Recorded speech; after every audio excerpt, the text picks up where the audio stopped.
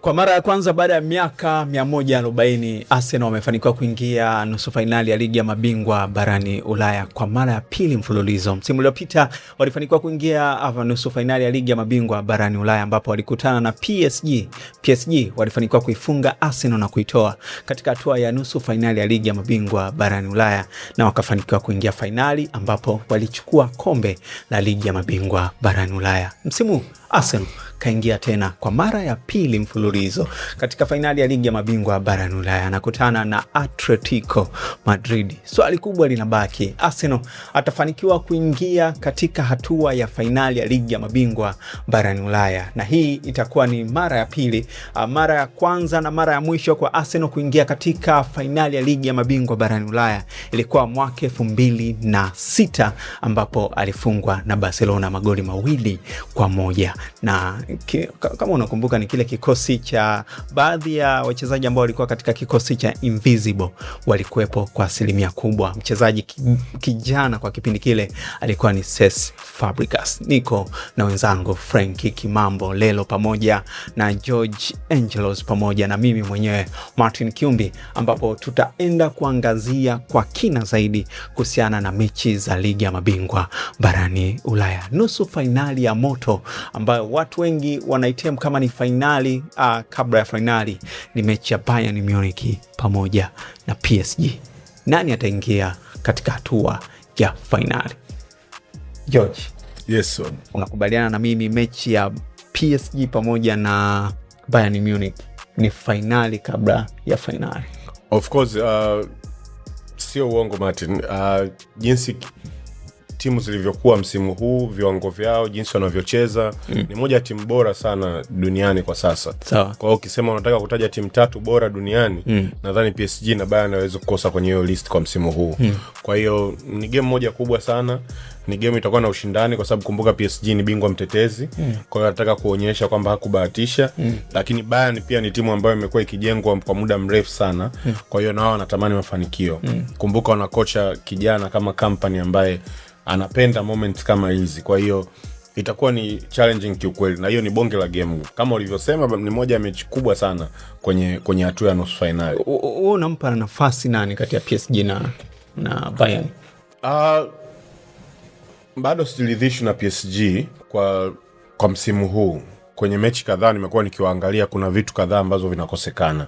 Ni hatari sana unapokuwa unaenda mbele, lakini inapofika wakati wa kuzuia kidogo kuna changamoto, na kuja kuwa na consistency ya beki zao za kati Marquinhos na William Pacho. Combination waliokuwa nao msimu uliopita sasa hivi sioni kama inafanya kazi vile sana. Kwa hiyo ukiangalia kwa almost for the past 10 games, 15 games lazima mmoja wao atapata kadi ya njano.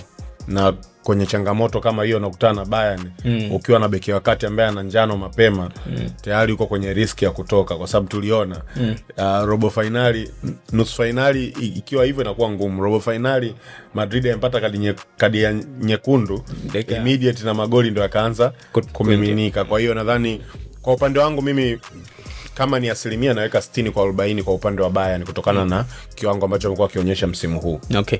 Bayern amefanikiwa kuitoa Real Madrid, mabingwa wa historia wa ligi ya mabingwa barani Ulaya. Mbinu yao kubwa ilionekana ni kushambulia. Na hii unaiona ni silaha yao kubwa ambayo inaweza ikawasababisha waitoe PSG na kuingia katika hatua ya fainali ya ligi ya mabingwa barani Ulaya? Nafikiri Bayern kwa miaka mingi wamekuwa na hiyo falsafa ya kwamba sisi hatuna home wala hatuna away, lakini nafikiri under Company unaweza ukaona kama that particular type of play ni kama ameistress zaidi. Bayern hana, sijawahi kumuona Bayern anapaki basi regardless na situation gani, na aina ya wachezaji ambao wamewanunua au wamewaassemble nafikiri inaweza ikawa ni silaha kwao, lakini aina ya opponent ambaye anaenda kukutana naye pia I think ana mentality hiyo. Luis Enrique ameibadilisha kabisa PSG. Sio ile PSG ambayo tuka tumeizoea. Sasa hivi wanacheza kwa ukubwa, wanacheza kama real champions. Kwa hiyo I don't think unaweza kusema kwamba inaweza ikawa ni silaha moja kwa moja, inaweza ikawa pia ni weakness, kwa sababu hata Real Madrid jana kama uliangalia strategy yao ilikuwa iko very clear kwamba ni sawa, Bayern tunajua wana kiungo bora kuliko sisi, lakini tutakuwa patient, tutawaacha wakae na mpira and then tutawa hit on counter attack, na wakafunga magoli 4. Na kama mfuatilia mechi nyingi za Bayern Munich hawaeki clean sheet, hawaeki clean sheet kabisa. Kwa hiyo hata dhidi ya timu ambazo ni za chini, hata timu inayoshika nafasi ya 17 Bundesliga anapata opportunity ya kufunga goli dhidi ya Bayern Munich. Sasa sidhani kama hiyo kitu inaweza ikawa ni nzuri sana kwa PSG. Alafu pia kumbuka, kati ya Kompany na Luis Enrique, nani ambaye ni mzoefu katika hii situation? Kuna vitu ambavyo pia watu inabidi wavizingatie. Kwa hiyo sidhani kama hii ni mechi rahisi kwa Bayern, and in my opinion mimi naona kama PSG ni favorite zaidi, kwa maoni yangu mimi. Okay. Yeah. Kuna kitu kimoja Frank, ukiangalia kwenye mechi kadhaa msimu Harry Kane amekuwa akibeba sana Bayern Munich. Itakuwa fair enough kwamba the way anavyofunga magoli, jana kafunga goli la 10 ngapi, 16 15 12 kwenye Champions League, kwenye Champions League msimu 15 ndo Mbappe, si ndivyo hivyo? 15 Mbappe. Probably kama Bayern Munich akifanikiwa kuchukua ligi ya mabingwa barani Ulaya, tunaweza tukasema kwamba tuzo ya Ballon d'Or itakuwa wazi msimu kwa Harry Kane, kwa sababu sioni mpinzani mwingine ambaye ana kiwango kikubwa kuanzia kwenye timu za taifa mpaka kwenye mashindano makubwa kama ya Champions League. Yeah, Harry Kane sasa hivi ana magoli 50. Jana kafunga goli la 50. Kwa hiyo overall. Kwa hiyo you can see yupo kwenye one of the best form of his life.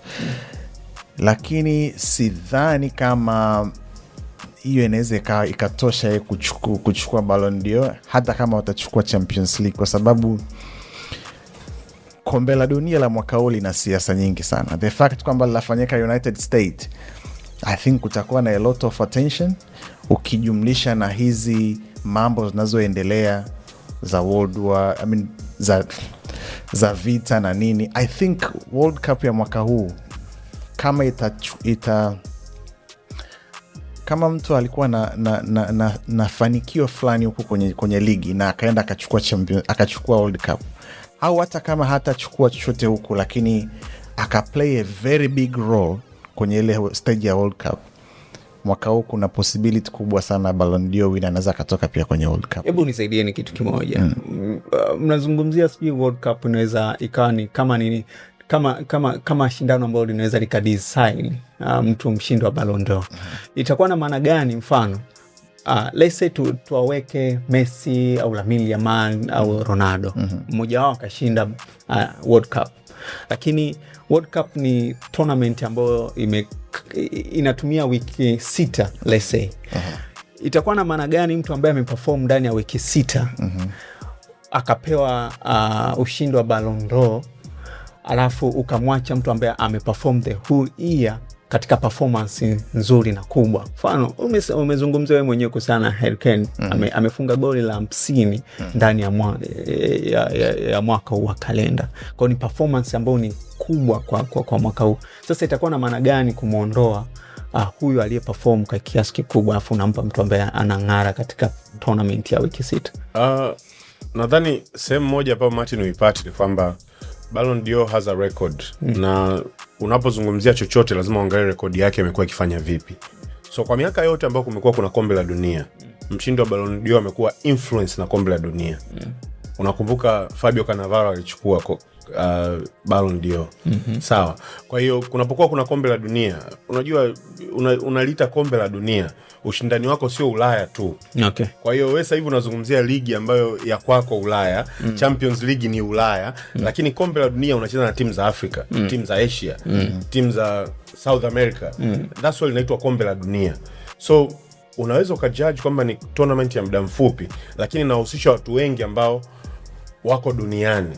Na Ballon d'Or actually unachoangalia unasema ni mchezaji bora wa dunia. Okay. Sio wa Ulaya.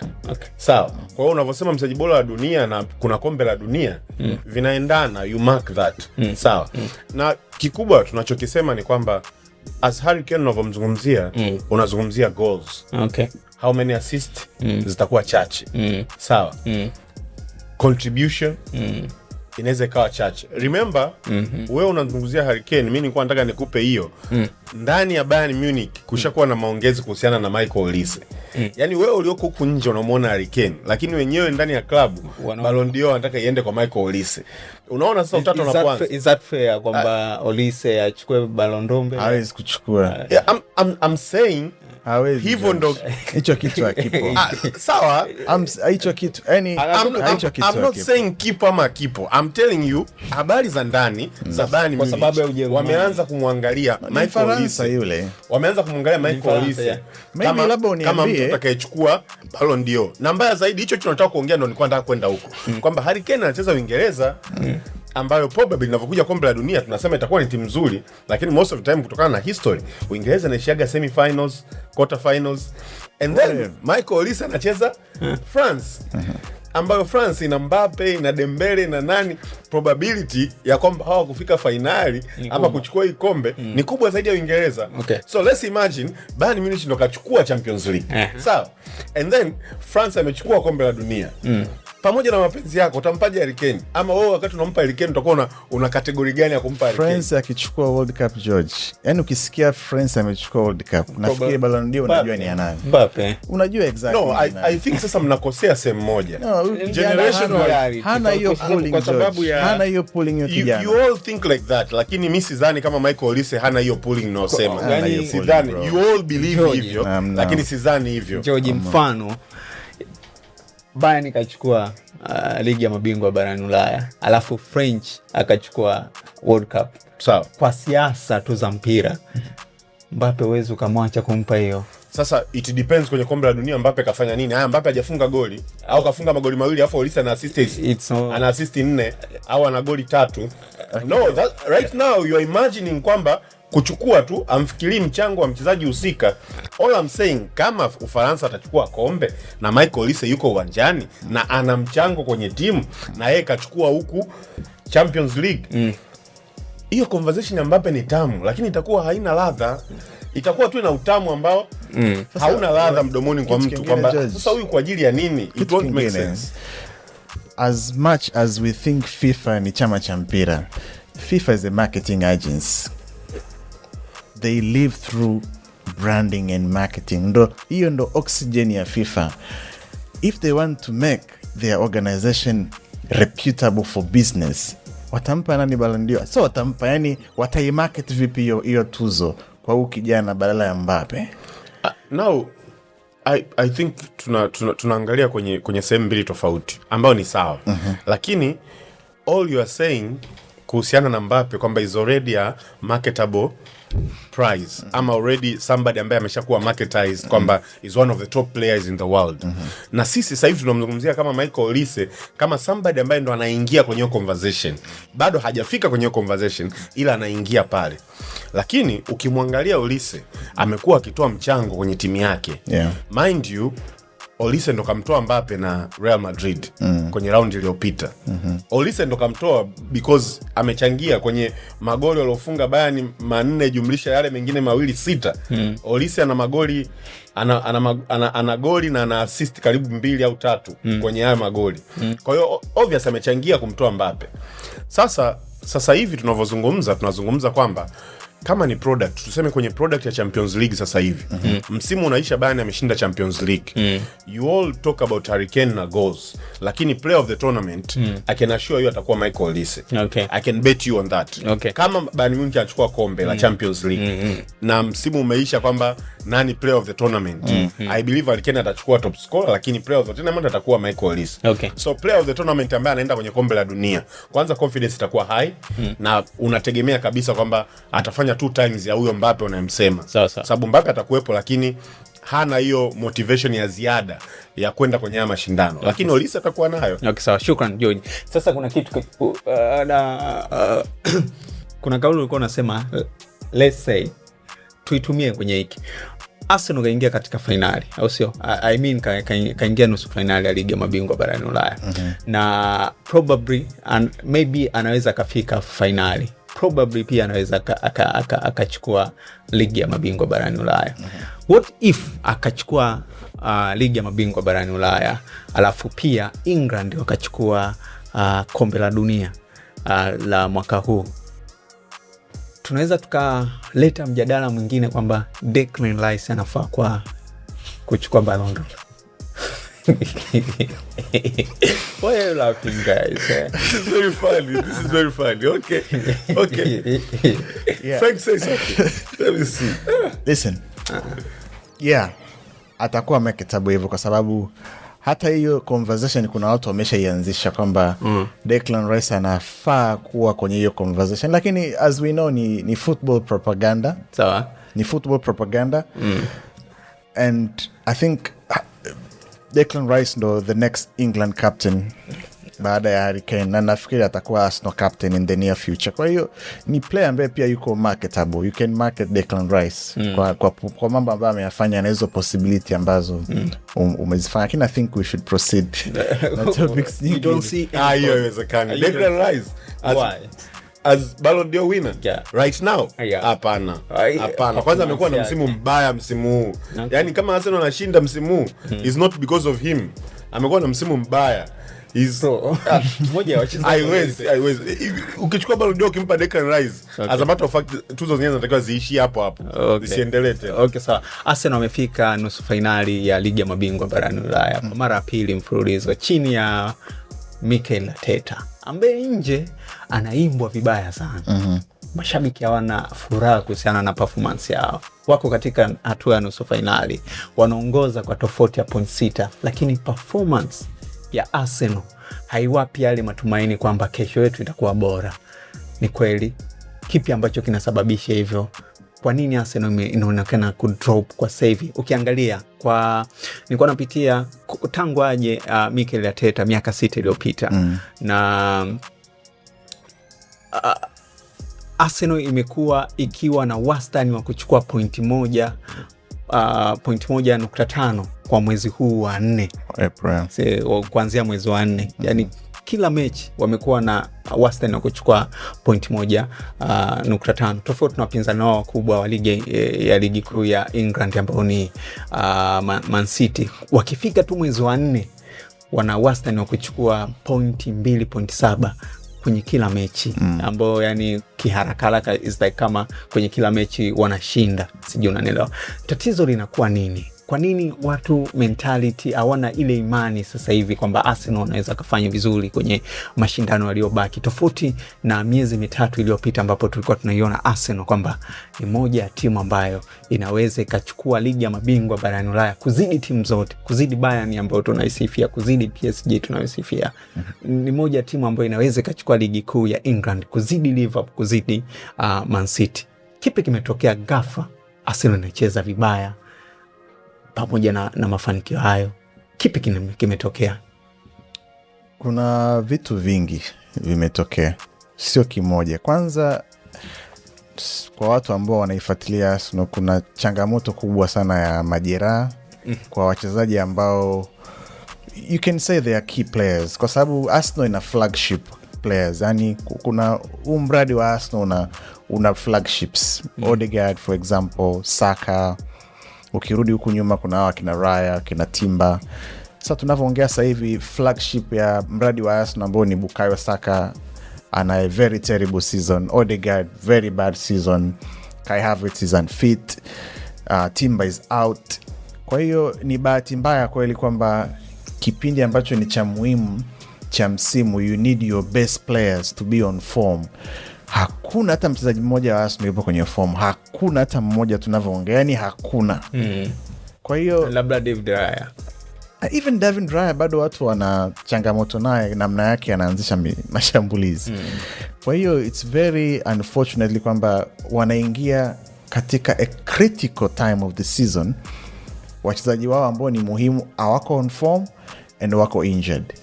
Lakini pia nafikiri hatuwezi kuacha kuizungumzia Carabao Cup na effect ambayo imeiletea Arsenal psychologically. Nafikiri namna ambavyo Arsenal walikuwa beaten na Manchester City na baada ya ile tukio dunia imeongea nini. I think kuna namna ya confidence ya Arsenal imeshake kidogo.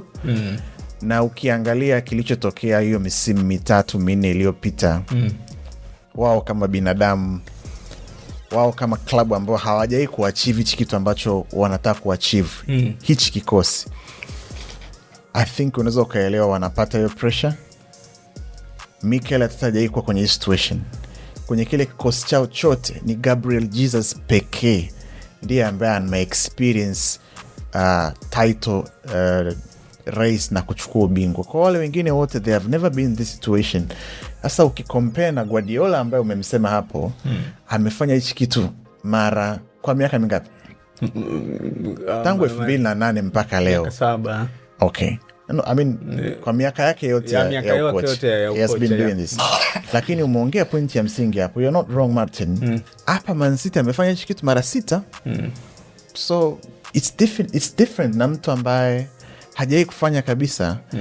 And watu hawana imani na Arsenal na uwezi ukawalaumu. The best way ya binadamu kupredict the future always it is looking at the past. Kwa hiyo watu wanaangalia kilichotokea miaka 3-4 nyuma. You cannot convince people kwamba Arsenal anaenda kuchukua ubingwa, lakini I think we should wait and see. Mi naamini bado nafikiri bado kuna twist nyingine. I think kuna 1 or 2 twist. I'm not saying nani atachukua ubingwa, lakini I think hii inaenda kuwa very dramatic title race in my opinion. Okay, sawa, tutafika kwenye EPL. Ndugu yangu, vigogo wawili wa Hispania, Real Madrid pamoja na Barcelona, wametolewa kwenye mashindano ya ligi ya mabingwa barani Ulaya. Kipi kimetokea? I say ni swala la kusikitisha, na ni gumu kwa sababu kwenye mashindano kama ya Champions League unataka timu zile bora ndo zio kwenye hatua za mwisho, kwa sababu tungepata soka bora sana kama Barcelona angekutana na Arsenal. Sababu haya yote tunaongea kuhusu Arsenal, tungepata uwanja wa kuyatesti vizuri kwamba je, akicheza na timu kama hii ambayo ina mifumo kama yake na muundo wa hivyo, nini kitatokea? Tunazungumzia Arsenal defense, je, anaweza kudefense kwenye timu ina attack hivi? Lakini hatujapata hicho, na is part of football. Kwa hiyo tuseme kama kwa Barcelona, nadhani Barcelona kinachomtoa kila msimu kwa msimu iliyopita 3-4 ni kile. Mpaka sasa hivi bado hakuna defense Barcelona ambayo iko settled, na ukiona mechi 2 za robo finali unapata kadi nyekundu na mabeki wako wakati, it means kwamba kuna tatizo, sababu haiwezi kuwa imejirudia. Of course kwa mashabiki kindakindaki wa Barcelona wanaita mambo ya refa na nini, lakini I believe kwamba kama umeicontrol mechi na ukashinda, refa hawezi kuwa hata na umuhimu kwenye haya maongezi. Maongezi yanakuja ya refa pale tu ambapo haujapata matokeo. Barcelona anatakiwa fix hiyo. Hans Flick nadhani ana muda, kama anaendelea kuwepo msimu ujao, hichi kitu kashakiona. Highline imsaidii, tumeiongelea sana hapa msimu huu. Tunairudia na kurudia. Highline imsaidii. Na ukutana na timu ambazo zinaelewa shida yako, zinafanya hivyo hivyo. Magoli ya Atletico Madrid kwenye mechi zote 2 ni yale. Piga kwenye winga, akimbie, apige cross, mtu amalizie. Kwa hiyo magoli ni kama anajirudia yale. Maana yake ni kwamba udhaifu wako ule watu wanautumia. And then Real Madrid, timu ina mkusanyiko wa mastaa wengi ambao bado naamini hawaja-align kwamba nini wanataka kufanya. Sababu kama kuna utata huo wa Mbappe na Vini kutaka namba 1, and then kuna hiyo midfield ambayo iko confused sasa hivi, kwa sababu alivyokuwa yupo Xavi Alonso, yeye alikuwa anamwamini Jude Bellingham, alikuwa anamwamini Valverde, alikuwa anamwamini Tchouameni. Amekuja Arbeloa, yeye kamtoa bwana mdogo Pitach aanze katikati pamoja na Tchouameni, lakini haijafanya kazi kwa sababu hiyo midfield imekuwa sio dominance. Kwa sababu unajua timu kama Madrid una washambuliaji wengi, lakini pale unapopoteza mpira ndo wakati wa muhimu zaidi, kwa sababu utataka magoli lakini pia utataka magoli yasiingie kwako. Kwa hiyo umeona timu nyingi, hata timu ndogo sasa hivi Madrid inamsumbua. Kwa hiyo kama atabaki na Arbeloa inabidi wa fix kwenye upande huo. Kama Arbeloa hata kuwepo, then kocha anayekuja angalia nini cha kufanya, kwa sababu bwana, hizi timu ni timu kubwa Ulaya, and then ni aibu kwa Spain zile timu kubwa zimetoka afa mabaki Atletico Madrid, sio sawa. Na ukitazama timu ambazo zimeingia nusu finali ya ligi ya mabingwa barani Ulaya, Arsenal anashika nafasi ya kwanza kwenye EPL, Bayern anashika nafasi ya kwanza Bundesliga, PSG anashika nafasi ya kwanza Ligue 1, alafu Atletico anashika nafasi ya 4. Kaiba nafasi ya Barcelona, maana Barcelona ingeshinda ingekuwa na nafasi ya kwanza. Kwa hiyo Atletico Madrid pamoja na Arsenal wanakutana katika nusu finali ambayo inaonekana imepoa wote, yani ni vibonde. Nusu finali ya vibonde inasemekana. Vibonde vipi bro? Sio rahisi Martin kufika Champions League nusu finali. Arsenal miaka 140 imefika mara 2 kwa mara ya kwanza. We think it's easy. Sio vibonde bro. Kukompare na timu ambazo zipo. Mfano Bayern na PSG ndo giant, performance yao inatisha mzee. Na performance ambayo tunaweza tukakili kabisa ni performance ambayo iko juu kuzidi performance ya Arsenal pamoja na Atletico Madrid. Ndio maana tuna timu katika timu 4 ambazo zimebaki. Arsenal na Atletico Madrid ni timu vibonde kwenye hizo timu 4, lakini hizi timu 2 zilizobaki PSG pamoja na Bayern Munich, it's fair enough kusema ndo timu ambazo ni favorites. Yeah. Sure. Wanakutana vibonde wawili kwenye nusu finali ya ligi ya mabingwa barani Ulaya, Arsenal pamoja na Atletico Madrid. Yupi ambaye anaenda kumpa kombe, Bayern au PSG? Yupi ambaye anaenda kumpa? swali liko direct sana. Okay. Ni compact versus structure. Diego Simeone ni mtu ambaye tumemwona kwa miaka yote 14 yuko pale. Ni mtu ambaye ana emphasize sana kwenye discipline. A very disciplined shape, very defensive line. Arteta the same pia. Ni mtu ambaye amewekeza zaidi kwenye nidhamu na nini, lakini kuna mabadiliko Atletico Madrid yako makubwa tu. You can see hii misimu 2-3 iliyopita kumekuwa na mvutano mkubwa sana wa Diego Simeone na uongozi wa Atletico Madrid. Kwamba sasa tumeshakuwa wakubwa, hii miaka 14, yes tumeshinda hiki na hiki, lakini play some beautiful football. Hata mkurugenzi wa michezo ambaye ameondoka, ambaye ni mkurugenzi wa Arsenal sasa hivi, Andrea Berta, moja ya sababu kuondoka ni kwamba the club wanted to change a direction, kwamba tumecheza sana defense. Ndio maana unaweza kuona sasa hivi Atletico inaweza kwenda kuwekeza kwa Julian Alvarez kwa milioni 80-90. Kwa hiyo Lookman again tena January, sio summer signing. Kwa hiyo kuna a shift of identity ambayo Atletico anaenda kuifanya. Kwa hiyo for Arsenal sitegemei tofauti.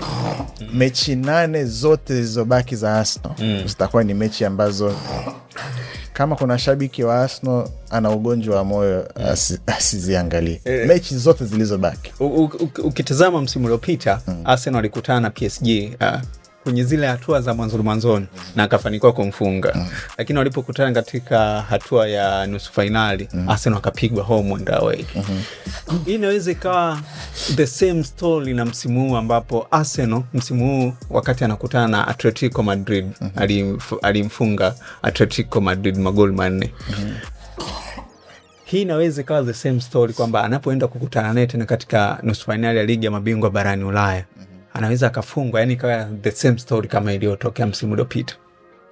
I think Arsenal wamejifunza baadhi ya vitu.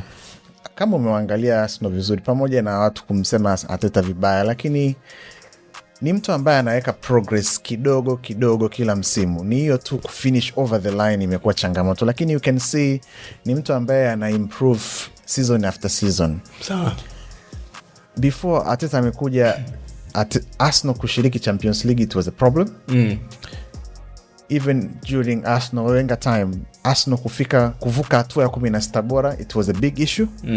Lakini you can see sasa hivi kuna ile robo finali, nusu finali, and then nusu finali again. I want to believe kuna kitu Arsenal imejifunza. Okay. I want to believe that, na naamini hivyo. Kwa hiyo sidhani kama itakuwa mechi rahisi kwa Atletico. And if Arsenal ataweza kupata wale watu wake fit, Hurian Timber, Odegaard, Saka, if these people are going to be available, I think Arsenal ana chance ya kwenda finali. Kwa pamoja tumezijadili sana hizi mechi za ligi ya mabingwa barani Ulaya. To conclude, kwenye hizi timu 4 zote, nani ni favorite wa kuchukua kombe hili? Atletico Madrid na Arsenal, Atletico Madrid, Bayern na PSG, Bayern Atletico Madrid, Bayern anachukua kombe. Okay. So I think PSG are very strong. Very strong. Nafikiri PSG atakuwa favorite akicheza na mtu yote atakayekutana naye kwenye michuano. Atacheza na nani finali? Atacheza na Arsenal. Okay. Mi pia siko mbali sana na George. PSG pamoja na Bayern, na mpa PSG kwa kiasi kikubwa kuingia katika hatua ya finali. Arsenal pamoja na Atletico Madrid. Na mpa hapa upo na Frank. Na mpa niko pamoja na Frank. Na Atletico na Arsenal nampa nafasi kubwa Arsenal kuingia katika hatua ya finali, na katika finali naitwa Martin Kiumbi. Tulikuwa tunafanya discussion ya ligi ya mabingwa barani Ulaya, discussion ambayo itamalizika mwezi wa 5 kwa kuishuhudia Arsenal ikibeba ligi ya mabingwa barani Ulaya kwa mara ya kwanza katika historia ya mpira wa miguu.